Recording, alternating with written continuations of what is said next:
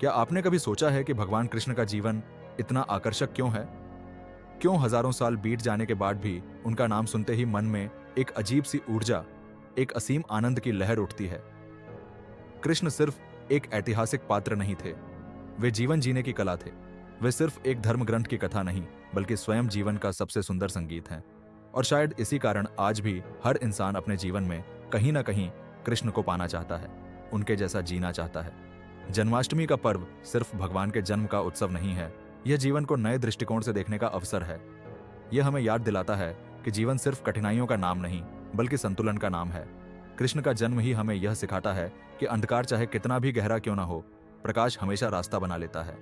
Jail की कोठरी में पहरेदारों की सख्त निगरानी के बीच, जब किसी जीवन के आने की उम्मीद भी नहीं थी, उसी समय श्री कृष्ण ने जन्म लिया। क्या यह सिर्फ एक घटना थी? नहीं, यह एक संकेत था कि जीवन में जब सबसे बड़ी बाधाएं हों, तब सबसे बड़ा परिवर्तन जन्म लेता है। कृष्ण का जीवन विरोधाभासों का संगम था। वे युद्ध भूमि के सारथी भी थे और गोपियों के प्रिय भी। वे एक गंभीर योगी भी थे और बांसुरी की मधुर धुन में खो जाने वाले रसीले प्रेमी भी। उनके भीतर जितनी गहराई थी, उतनी ही सहजता भी थी। और यही जीवन की सबसे बड़ी शिक्षा है कि इंसान को कभी एक छोर पर अटकना नहीं चाहिए। ना तो सिर्फ कठोर होना है और ना ही सिर्फ भावुक। जीवन में संतुलन ही सबसे बड़ी शक्ति है। जब हम कृष्ण की बात करते हैं तो सबसे पहले जो शब्द मन में आता है वह है माधुर्य। उनका मधुर स्वभाव, उनकी वाणी, उनकी बांसुरी, उनकी मुस्कान, सब कुछ ऐसा लगता है जैसे जीवन का बोझ हल्का करने के लिए ही यह सब रचा गया हो। क्या आपने गौर किया है, जब मन भारी होता है और कोई मधुर धुन कानों में गूंजती है तो अचानक मन हल्का हो जाता है। यही कृष्ण का प्रभाव है। वे सिखाते हैं कि जीवन कितना भी कठिन क्यों ना हो, मुस्कुराना मत छोड़ो। लेकिन कृष्ण सिर्फ आनंद का प्रतीक नहीं थे, वे कर्म के भी प्रतीक थे। महाभारत की युद्ध भूमि में उन्होंने अर्जुन से कहा था, तुम्हारा अधिकार केवल कर्म करने में है, फल की चिंता मत करो। सोचिए, अगर जीवन में हर काम हम इस भावना से करें कि मुझे बस अपना श्रेष्ठ देना है, बाकी परिणाम अपने आप आएगा, तो हमारे जीवन की कितनी समस्याएं खत्म हो जाएं। असली तनाव तब आता है जब हम फल की चिंता में डूब जाते हैं। लेकिन कृष्ण सिखाते हैं, कर्म करो, फल की चिंता छोड़ो। यही सफलता का सबसे बड़ा रहस्य है। कृष्ण का जीवन यह भी बताता है कि प्रेम और करुणा से बड़ा कोई अस्त्र नहीं। उन्होंने कभी अपने भीतर द्वेष को जगह नहीं दी। जिन लोगों ने उनका विरोध किया, उन्हें भी उन्होंने मार्ग दिखाया। वे जानते थे कि नफरत से नफरत कभी खत्म नहीं होती, नफरत सिर्फ प्रेम से ही मिटती है। और यही कारण है कि आज भी लोग कृष्ण को सिर्फ भगवान नहीं, अपना मित्र, अपना सखा मानते हैं।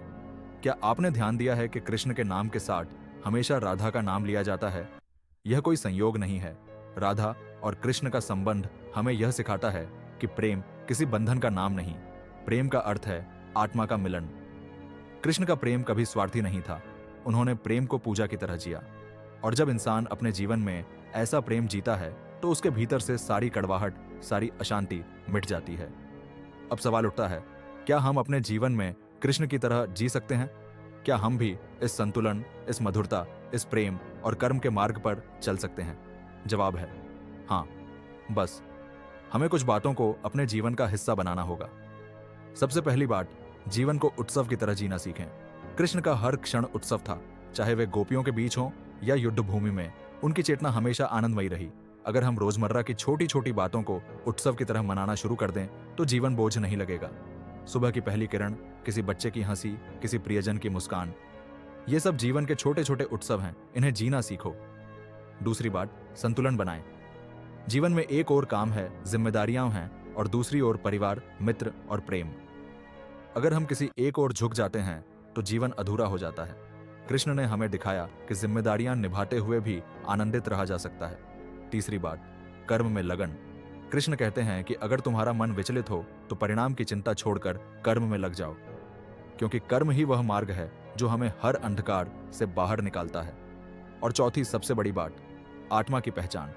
कृष्ण ने बार बार कहा कि तुम सिर्फ यह शरीर नहीं हो, तुम अनंत आत्मा हो। जब यह बोध होता है तो दुख, सुख, हानि, लाभ सब छोटे लगने लगते हैं। तब इंसान हर परिस्थिति में मुस्कुरा सकता है। जीवन का सार यही है कि कठिनाइयां हमेशा रहेंगी। कोई भी इंसान ऐसा नहीं जिसके जीवन में दुख ना हो, लेकिन जो इंसान हर परिस्थिति में संतुलित रहना सीख लेता है, वही सच्चे अर्थों में सफल होता है। कृष्ण हमें यही सिखाते हैं कि जीवन को हल्केपन से लो। हाँ, गंभीरता जरूरी है, लेकिन बोझ नहीं। जब तक जीवन को बोझ समझोगे तब तक दुख ही दुख मिलेगा, लेकिन जैसे ही इसे एक खेल, एक लीला समझ लोगे, सब कुछ सरल हो जाएगा।